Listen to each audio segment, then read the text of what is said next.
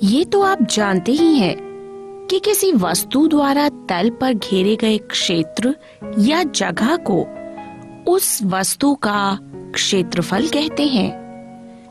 अथवा हम ये भी कह सकते हैं कि कोई भी आकृति किसी तल पर जितने स्थान को घेरती है, उस स्थान के माप को उस आकृति का क्षेत्रफल कहते हैं। समतल आकृतियों के क्षेत्रफल की तुलना करने के लिए आकृतियों को एक ही माप की छोटी इकाइयों से भर देते हैं। जिस आकृति के अंदर ज्यादा इकाइयां भरी होंगी, उसका क्षेत्रफल अधिक होगा। किसी भी जगह को भरने के लिए हम किसी भी आकार की छोटी छोटी इकाइयां ले सकते हैं, परंतु आमतौर पर हम वर्गाकार छोटी इकाइयां लेते हैं। ये वर्ग क्षेत्रफल मापने की इकाई बन जाते हैं। यदि इस छोटी इकाई का माप 1 सेंटीमीटर गुणा 1 सेंटीमीटर है, तो क्षेत्रफल मापने के लिए मानक मात्रक यानी स्टैंडर्ड यूनिट 1 वर्ग सेंटीमीटर लेते हैं। यदि इस छोटी इकाई की माप 1 मीटर गुणा 1 मीटर हो, तो क्षेत्रफल मापने के लिए मानक मात्रक यानी कि स्टैंडर्ड यूनिट 1 वर्ग मीटर लेते हैं। किसी आकृति के परिमाप से तात्पर्य है उसकी सभी भुजाओं का योग, अर्थात एक त्रिभुज के परिमाप से तात्पर्य उसकी तीनों भुजाओं के माप के योग से है। चतुर्भुज के परिमाप से तात्पर्य चतुर्भुज की चारों भुजाओं के योग से है। L सेंटीमीटर लंबाई तथा 20 सेंटीमीटर चौड़ाई वाले आयत का क्षेत्रफल होता है L गुणा B वर्ग सेंटीमीटर, तथा इस आयत का परिमाप होता है 2 गुणा L जमा B सेंटीमीटर। L सेंटीमीटर भुजा वाले वर्ग का क्षेत्रफल होता है L गुणा L यानी L का वर्ग सेंटीमीटर, तथा इस वर्ग का परिमाप होता है 4 गुणा L सेंटीमीटर। हम जानते हैं कि यदि आकृति त्रिभुजाकार है तो त्रिभुज का क्षेत्रफल होता है 1/2 गुणा आधार गुणा ऊंचाई।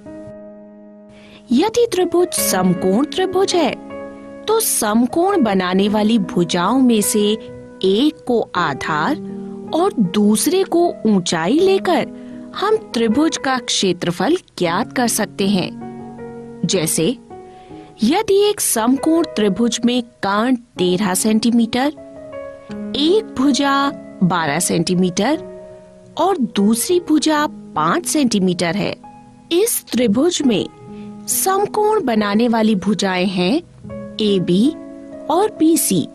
हम BC को आधार तथा AB को ऊंचाई अथवा AB को आधार और BC को ऊंचाई ले सकते हैं। BC बराबर 5 सेंटीमीटर को आधार और AB बराबर 12 सेंटीमीटर को ऊंचाई लेने पर समकोण त्रिभुज ABC का क्षेत्रफल होगा 1/2 गुणा 12 गुणा 5 बराबर 30 वर्ग सेंटीमीटर। यहाँ पर हम आधार AB बराबर 12 सेंटीमीटर और ऊंचाई BC बराबर 5 सेंटीमीटर भी ले सकते हैं। यदि त्रिभुज एक समबाहु त्रिभुज है जिसकी प्रत्येक भुजा 8 सेंटीमीटर है और हमें इस त्रिभुज का क्षेत्रफल ज्ञात करना है, तो इस त्रिभुज का क्षेत्रफल इस सूत्र से ज्ञात करने के लिए हमें आधार और ऊंचाई की आवश्यकता होती है। क्षेत्रफल ज्ञात करने के लिए हम इसकी किसी भी भुजा को आधार ले सकते हैं। ऊंचाई ज्ञात करने के लिए आधार के मध्य बिंदु को सम्मुख शीर्ष से मिलाते हैं। AD लंब होगा BC पर। अब त्रिभुज ABD में हम पाइथागोरस प्रमेय के प्रयोग द्वारा AD यानी ऊंचाई ज्ञात कर सकते हैं। पाइथागोरस प्रमेय के अनुसार AB का वर्ग बराबर है BD का वर्ग जमा AD का वर्ग, यानी AD का वर्ग बराबर है 8 का वर्ग घटा 4 का वर्ग, जो कि बराबर है 48, यानी AD बराबर है 4 वर्गमूल 3 सेंटीमीटर। अतः समबाहु त्रिभुज का क्षेत्रफल होगा 1/2 गुणा 8 गुणा 4 वर्गमूल 3, जो कि बराबर है 16 वर्गमूल 3 वर्ग सेंटीमीटर के।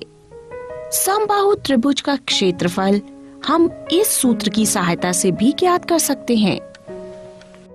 यदि त्रिभुज समद्विबाहु त्रिभुज है, अर्थात त्रिभुज की किन्हीं 2 भुजाओं के माप बराबर हैं और तीसरी भुजा की माप अलग है, तो इस त्रिभुज का क्षेत्रफल इस सूत्र से ज्ञात करने के लिए हमें आधार और ऊंचाई की आवश्यकता होती है।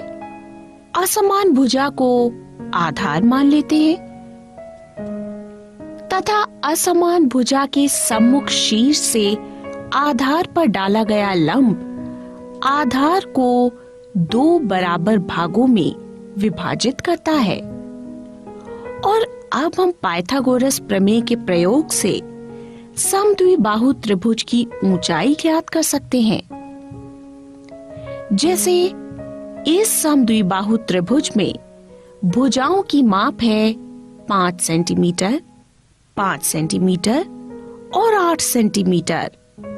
लंब AD भुजा BC को 2 बराबर भागों में बांटता है, यानी BD बराबर 4 सेंटीमीटर।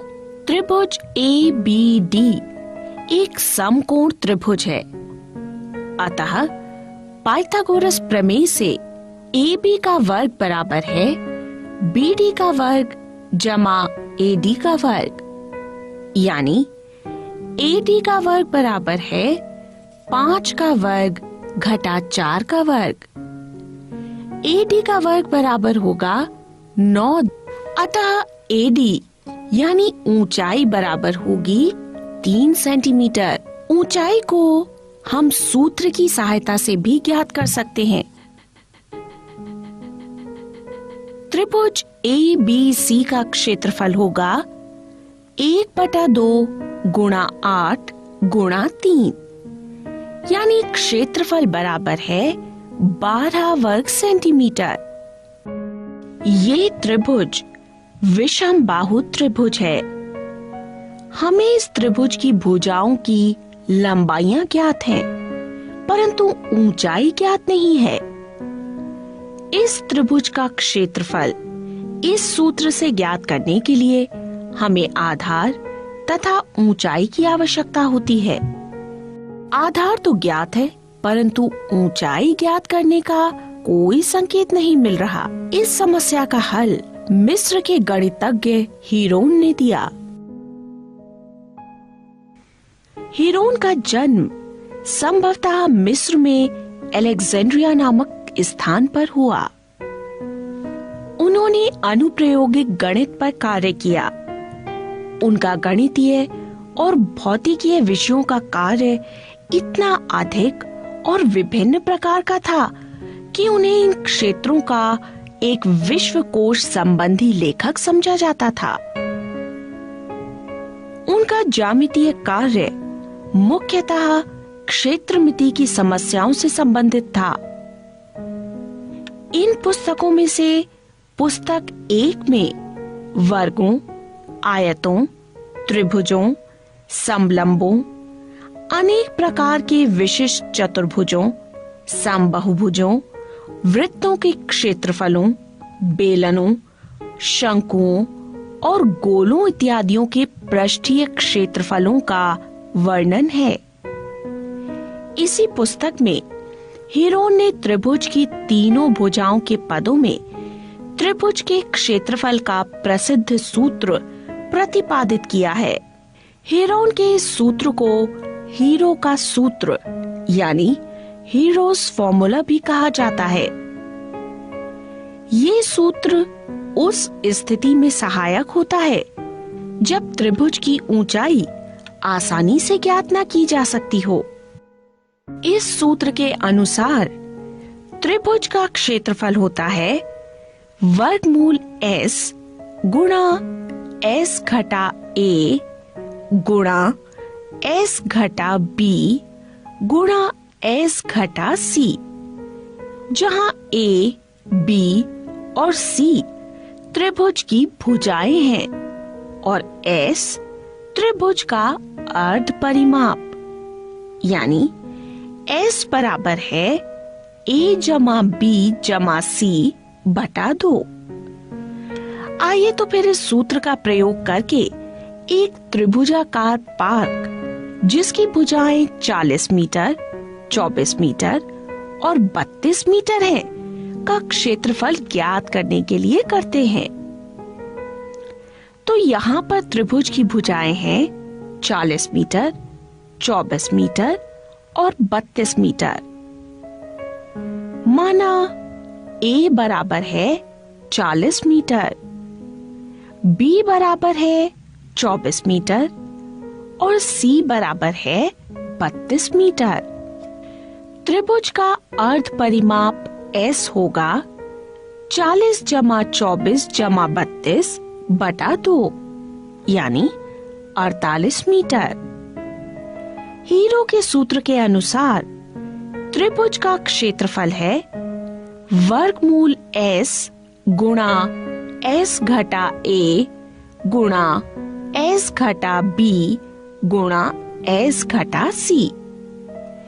इस सूत्र में s, a, b और c का मान रखने पर त्रिभुज का क्षेत्रफल हुआ वर्गमूल 48 गुणा 48 घटा 40 गुणा 48 घटा 24 गुणा 48 घटा 32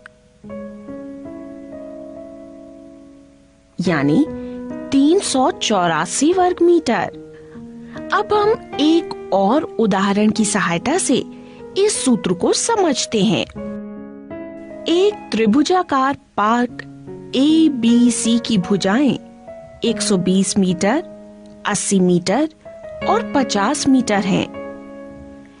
एक माली को इस पार्क के चारों ओर बाड़ लगानी है और इसके अंदर घास उगानी है। उसे कितने क्षेत्रफल में घास उगानी है? एक और 3 मीटर चौड़े फाटक के लिए स्थान छोड़ते हुए इसके चारों ओर 20 रुपए प्रति मीटर की दर से कांटेदार बाड़ लगाने का व्यय भी ज्ञात कीजिए। हल: माली को पूरे पार्क में घास लगानी है, इसलिए त्रिभुजाकार पार्क का क्षेत्रफल ज्ञात करना होगा। साथ ही माली को पार्क के चारों ओर बाड़ भी लगानी है, इसके लिए पार्क का परिमाप ज्ञात करना होगा।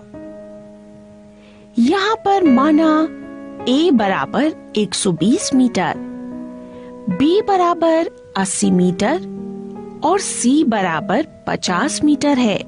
इस पार्क का अर्ध परिमाप S बराबर होगा 120 जमा 80 जमा 50 बटा 2 यानी 125 मीटर। हीरो के सूत्र के अनुसार त्रिभुज का क्षेत्रफल होता है वर्गमूल s गुणा s घटा a गुणा s घटा b गुणा s घटा c। सूत्र में s, a, b तथा c का मान रखने पर हुआ वर्गमूल 125 गुणा 125 घटा 120 गुणा 125 घटा 80 गुणा 125 घटा 50 जो कि बराबर है 375 वर्गमूल 15 वर्ग मीटर यानी 1451.25 वर्ग मीटर। अतः माली को 1451.25 वर्ग मीटर घास उगानी है। इस पार्क का परिमाप होगा A+B+C यानी 120+50+80 बराबर 250 मीटर। परंतु बाढ़ में एक 3 मीटर चौड़ा फाटक भी है, अतः बाड़ लगाने के लिए आवश्यक तार की लंबाई होगी पार्क का परिमाप घटा फाटक की चौड़ाई यानी 250 घटा 3 बराबर 247 मीटर। प्रति मीटर बाड़ लगाने की दर है 20 रुपए। इसलिए बाड़ लगाने का कुल व्यय होगा 247 गुणा 20 बराबर 4,940 रुपए। अतः माली को 1451.25 वर्ग मीटर घास उगानी है और 247 मीटर बाड़ लगानी है, जिसके लिए कुल व्यय 4,940 रुपए है। हीरो के सूत्र का प्रयोग हम चतुर्भुज का क्षेत्रफल ज्ञात करने के लिए भी कर सकते हैं। चतुर्भुजों का क्षेत्रफल ज्ञात करने में हम चतुर्भुज को त्रिभुजाकार भागों में विभाजित कर देते हैं और फिर त्रिभुज के क्षेत्रफल के सूत्र का प्रयोग करके सभी त्रिभुजों का क्षेत्रफल ज्ञात करते हैं। सभी त्रिभुजों के क्षेत्रफलों को जोड़कर हम चतुर्भुज का क्षेत्रफल ज्ञात कर लेते हैं। जैसे कि इस आकृति में D और B को मिलाकर चतुर्भुज को 2 त्रिभुजाकार क्षेत्रों में विभाजित कर लेते हैं। दोनों त्रिभुजों का क्षेत्रफल ज्ञात करके जोड़ देते हैं तो हमें चतुर्भुज ABCD का क्षेत्रफल प्राप्त हो जाता है। आप लोगों ने आसमान में उड़ता हुआ हवाई जहाज तो जरूर देखा होगा। यदि आप इसका चित्र बनाएं तो ऐसी आकृति बनेगी। आप इस आकृति का क्षेत्रफल ज्ञात करना चाहते हैं? चलिए इस आकृति का क्षेत्रफल ज्ञात करने का तरीका मैं आपको बताती हूँ। आप इस आकृति का क्षेत्रफल ज्ञात करने के लिए इस आकृति को 5 भागों में बांट दें। भाग 1, 4 और 5 त्रिभुजाकार भाग हैं।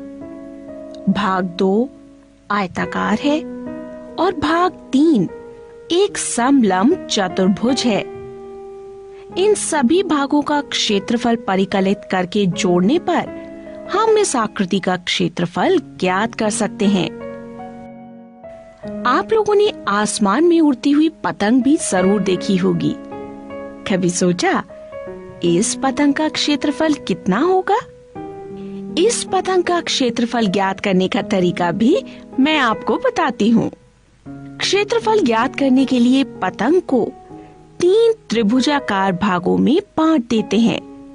फिर प्रत्येक भाग का क्षेत्रफल अलग अलग ज्ञात कर लेते हैं और फिर प्रत्येक भाग के क्षेत्रफल को जोड़कर पतंग का क्षेत्रफल ज्ञात कर लेते हैं। अब हम एक प्रश्न हल करेंगे।